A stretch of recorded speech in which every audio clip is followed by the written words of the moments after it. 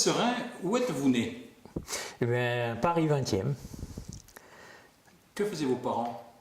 Eh bien, ma mère était commerçante et puis mon père faisait de l'auto-école.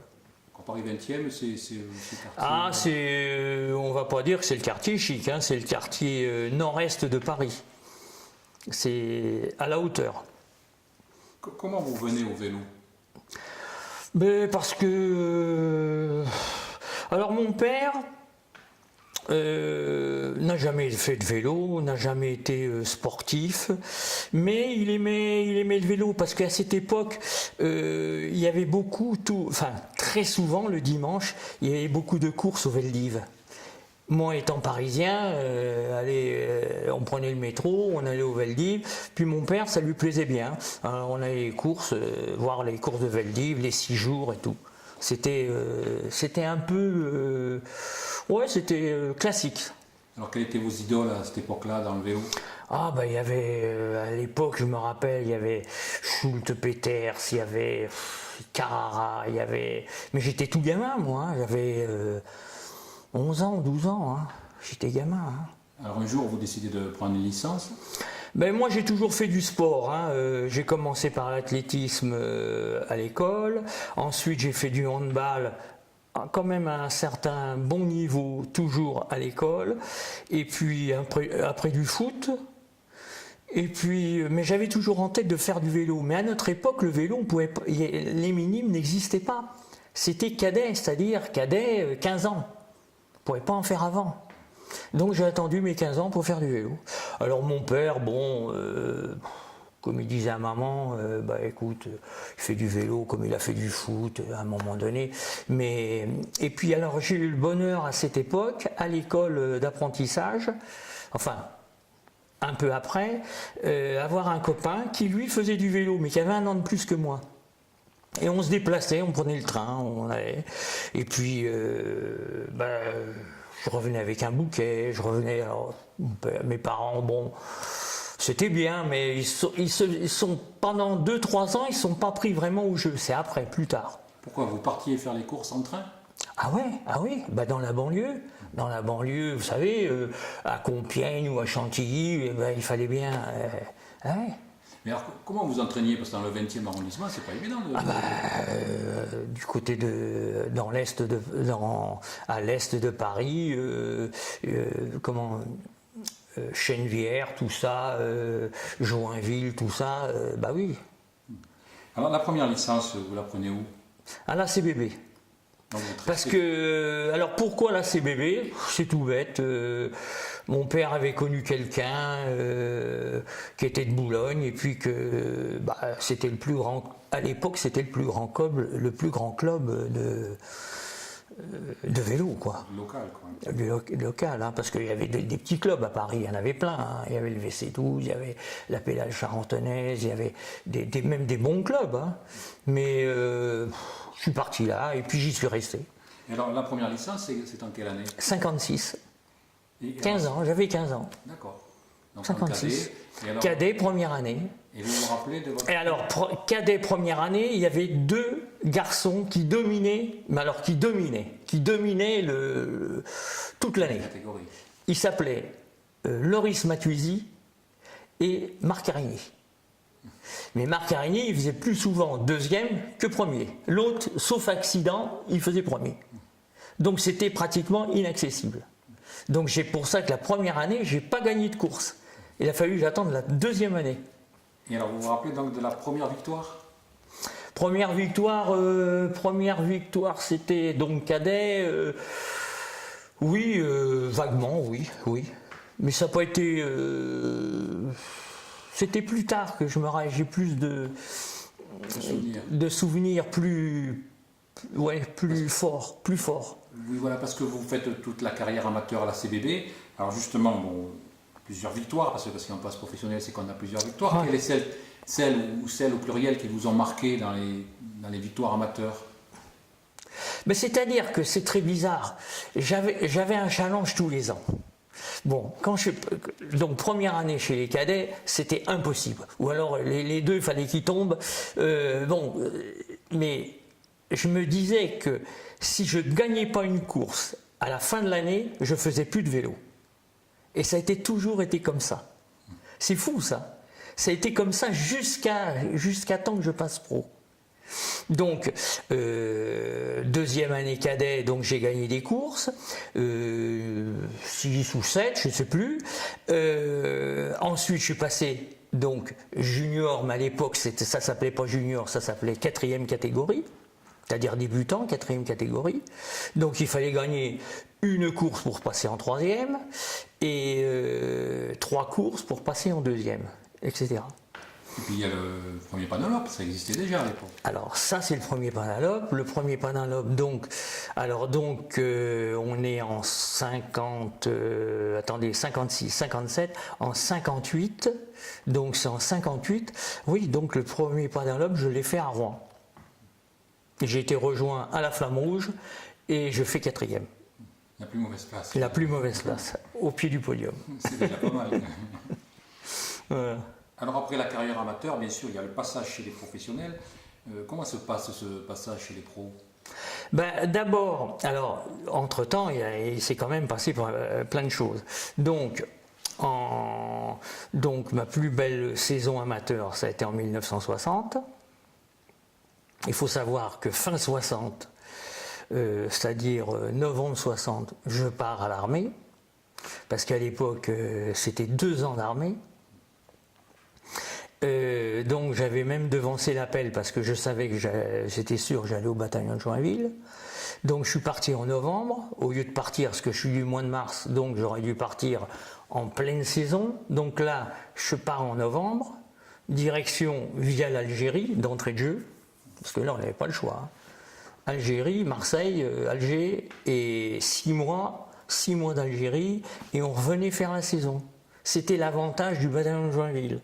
Que les autres, ils y restaient 2 ans là-bas. Après le retour d'Algérie, ou en tout cas la fin de la guerre d'Algérie, là vous passez professionnel. Alors au retour en novembre 62, j'ai fait 2 ans pile. Au retour, donc toujours à la CBB, parce qu'il était toujours à la CBB. À l'époque, il faut savoir qu'il y avait ce qu'on appelait les indépendants. C'est-à-dire amateurs indépendants, ce qui donnait l'avantage de pouvoir courir avec les amateurs, les belles courses, et avec les pros. Pas les grandes courses, mais déjà des courses comme Paris-Camembert, comme plein d'autres courses, Orchy, Isberg, etc. Ça, c'était donc le trophée Radio Luxembourg en 1960 qui représentait le meilleur espoir de l'année et qui était décerné en fin d'année, à cette époque, quoi. Après, c'était ce qui l'a remplacé, c'était Merlin Plat, je crois. Donc ça, c'est toi qui l'as gagné en 1960. Voilà, en 1960. La remise du trophée, à l'époque, remise par Georges Specher, ancien champion du monde. Voilà. C'était le vase du vainqueur de Paris-Bruyard en 1960. C'était à chaque année, c'était un vase de Gien, voilà, qui était remis au vainqueur de cette classique amateur. Voilà. Ensuite, ça, c'est quelques photos du championnat d'Île-de-France en 1960. Tu vois, voilà. Ça, 1961, c'est le Grand Prix de Boulogne que je gagne en solitaire, tout seul. Donc, la CBB, à l'époque, donc en 63, il a fait une équipe. Une équipe, comme beaucoup ont rentré de l'armée, on n'était pas encore le temps de réhabilitation. Enfin bon, moi je sais qu'à l'armée, je me suis tapé une jaunisse. Enfin bon, des conneries. Hein, les amibes, tout ça, c'était monnaie courante. Hein. Donc pendant 1 an, 63, donc on a fait une équipe d'indépendants. Bon, on a gagné moi je me rappelle avoir gagné quelques courses, etc. Avant de passer, et on est passé pro en 64. Enfin moi je suis passé pro en 64. Dans quelle équipe? Pelfort Sauvage le Jeune, avec Demer, Maurice Demer. Et le leader? Leader, c'était Anglade, Groussat, Joseph. Vous passez, je crois, 7 ans chez les professionnels. Ouais, 6 ans et une dernière année, disons, semi-pro. Mais j'étais pro quand même. Alors vous avez changé plusieurs fois d'équipe parce que vous êtes Oui. passé, voilà. 2 ans chez Pelfort, parce que bon, automatiquement, quand tu passes pro, c'est obligatoire 2 ans. Ensuite, ils m'ont pas gardé, donc je suis passé chez Camomé, une nouvelle équipe, dont Darrigade comme leader. Il y avait Darrigade, Rostolan, enfin.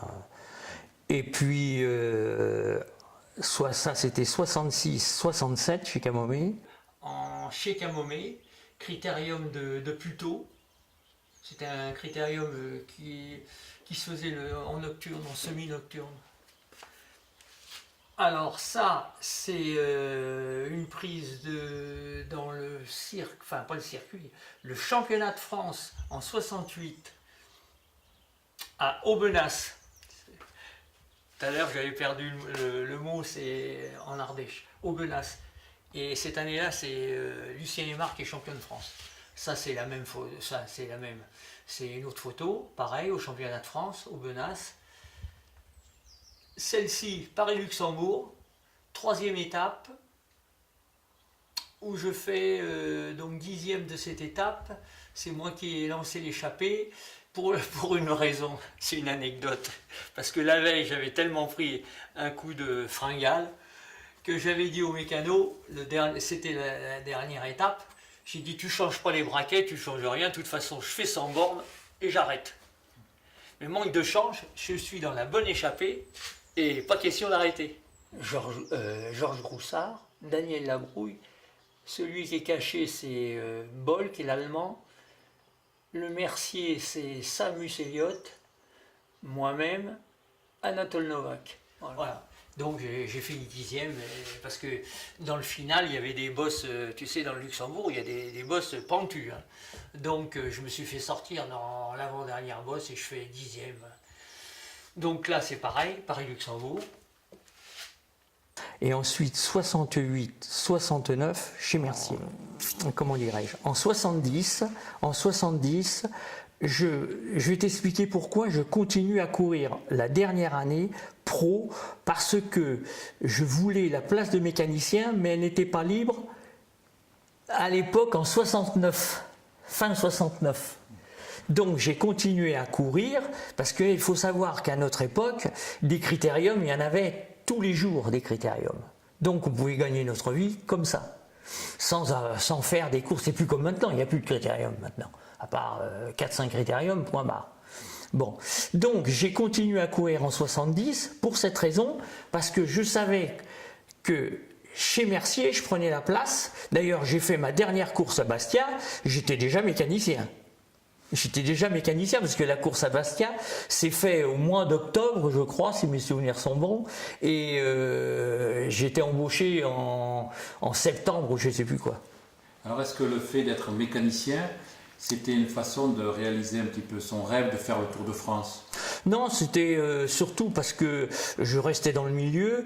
Il faut savoir que quand tu as été coureur, c'est difficile du jour au lendemain de quitter le milieu. C'est parce que entre les amateurs, les pros, tu te rends compte, c'est toute une partie de l'existence. T'as des points de repère. Déjà, quand tu vois déjà que l'année suivante, tu pars pas sur la Côte d'Azur, ou tu fais pas ci, tu fais pas ça, t'es comme si tu étais à poil. Hein. Ben oui, et c'est encore plus dur pour ceux qui font 15 ans chez les pros. Hein. Il y en a, ils se retrouvent jamais. Hein. C'est plus dur encore. Est-ce que c'était un regret de ne pas avoir fait le Tour de France ? Bah, c'est toujours un regret, oui et non, mais bon, si t'as pas il faut être conscient que tu peux pas tout mettre sur le fait de dire j'ai pas fait le métier, j'ai pas fait ci, autrement j'aurais été un champion. Non, c'est que il y en a à tous les niveaux, et puis que t'avais pas qui n'était pas suffisamment armé ou suffisamment la classe pour faire le tour, et encore plus pour gagner des étapes et gagner le tour. C'est tout. C'est comme ça. Hein. c'est la vie. Hein. Tu peux être... c'est comme dans tout, quoi. Tu as des bons, quel que soit le métier, tu as des bons, des moins bons et des pas bons. Bon, bah, c'est pareil. Hein. Alors, mécanicien du Tour de France, c'était dans quelle équipe? Merci. Merci. Merci. Je n'ai fait que merci. Quels étaient les coureurs alors, que vous avez côtoyés dans cette équipe? Poulidor, dans un premier temps Poulidor, Guimard, Zottmel qui est arrivé après. Il y avait le pauvre qui est décédé là. Comment que c'était? Carmen, le Hollandais là. J'adorais. Enfin, qui était champion du monde d'ailleurs. Enfin bon. Mais est-ce qu'il y avait des coureurs qui étaient plus exigeants que d'autres avec leurs mécaniciens? Ah oui. Leur vélo. Ah oui, oui, bien sûr, sûr. Qui était Guimard était très exigeant, Guimard. Très. C'est-à-dire, qu'est-ce qu'il Très, exigeait d'un mécanicien? partout. Il supportait pas même un oubli ou n'importe. Rien. Très, très difficile, très dur, Guimard. Le petit chef, on le surnommait comme ça d'ailleurs, coureur. Le petit chef qui a toujours été, c'est toujours le petit chef. Là. Il était déjà très perfectionniste, il était aussi... Ah oui, il avait des qualités, mais pas facile. Oh, Raymond, non. Raymond, dès l'instant que la guidoline était blanche, qui était méticuleux, mais pas comme Guimard, complètement différent, mais qui était méticuleux, qui regardait son vélo, c'était Job Zottmelk.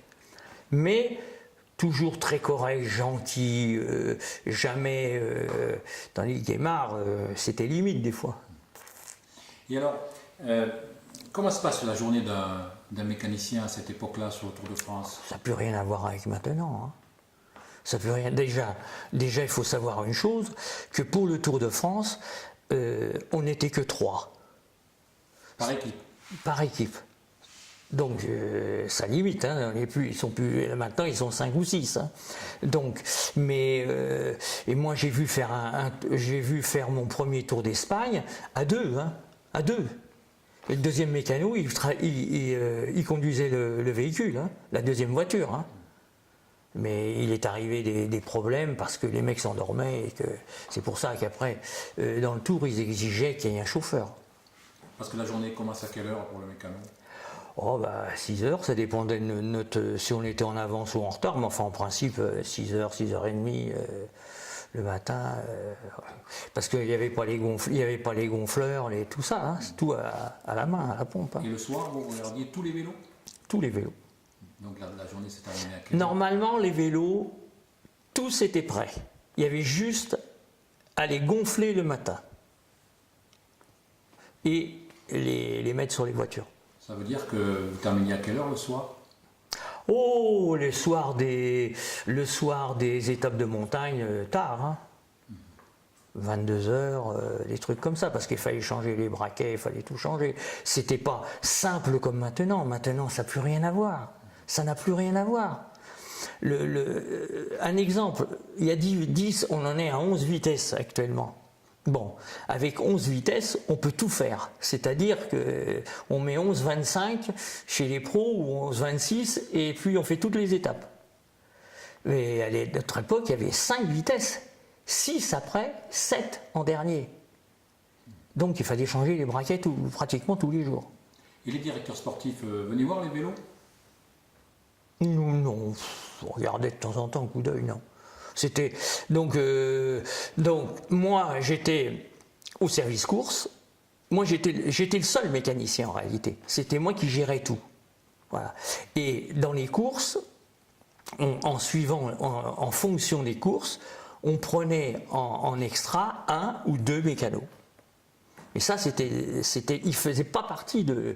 Ils étaient comment qu'on dit en renfort, quoi. Non, ça avait un nom, pas en extra, oui, ils étaient payés à la journée, voilà.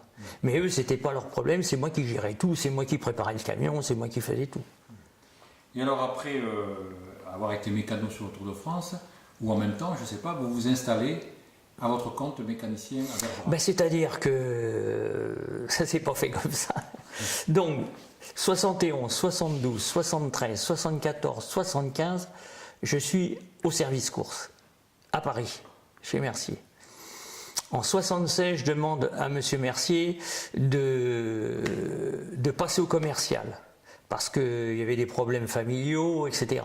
Bon, ce qui faisait que je restais, je n'étais plus à droite à gauche, quoi. Hein, parce que mécano, je rentrais 2 jours, je changeais de valise, je repartais 8 jours, 3 jours, enfin les week-ends, enfin bon, c'est comme ça. Hein. C'est plus que les coureurs, parce que les coureurs ne font pas toutes les courses. Moi, à notre époque, tous les mécaniciens, que ce soit chez Peugeot, chez Mercier à l'époque, je faisais toutes les courses, toutes. Toute l'année sur la route. Toute l'année. Plus se taper le camion de temps en temps. Et de temps en temps, même tout le temps. Cette photo, 1974. Alors là, je suis en tant que mécanicien. Ça, c'est la fameuse étape de Saint-Lary-Soulan, c'est-à-dire au Plat d'Adet, que Poulidor gagne. Tu vois, je suis derrière dans la voiture. C'est toi qui avais préparé le vélo alors? Ah ben, pour la bonne cause, là, il n'y avait pas le choix. Non mais, il est au premier virage, il est parti. Il s'est jamais assis jusqu'en haut. Jamais. Il y a 10 km de montée, il ne s'est jamais assis. Il a fait un contre-la-montre là. Là, il a fait un exploit. Là. Donc, je suis passé en 76 au commercial et c'est là que je suis venu retrouver mes parents qui étaient à Bergerac. Parce que du côté de maman, elle avait ses sœurs ici. Une à Mouledier et une à Cresse. Et donc, vous vous installez? Alors donc je suis arrivé le 1er mai 77 à Bergerac et j'y suis. C'était un magasin qui existait déjà ou c'est une création? Non, c'est une création. Non, j'ai acheté un pas de porte. Alors c'est étonnant parce que vous avez marqué Marcel Serein, mécanicien du Tour de France, ce qui fait qu'en fait il y a beaucoup de gens qui ignorent que vous avez été coureur professionnel. Oui, parce que, alors j'aurais pu à cette époque, j'avais 2 options. Soit marqué comme fait Pascal, ancien coureur professionnel, ce qui aurait été vrai, ancien coureur ou mécanicien du Tour. Et j'ai opté pour cette option parce que pour moi, à mes yeux, pour mon commerce, c'était plus percutant. Bon, on peut mettre ancien coureur si on s'appelle Bernard Hinault, mais moi, je ne m'appelais pas Bernard Hinault. Voilà. Et alors le Tour de France à Bergerac cette année, ça inspire quoi, Marcel Serein? Oh, c'est bien. C'est bien d'abord pour la ville, c'est bien pour ceux qui aiment le vélo, comme moi, comme plein d'autres, hein, comme toi, voilà. Vous avez gardé des contacts avec d'anciens coureurs de l'époque? Oh, un peu, mais ça s'est estompé, mais c'est pareil, tout doucement, ça s'estompe, on perd le fil, oui. Puis il y en a qui sont plus de ce monde, enfin, il y en a plein. Hein.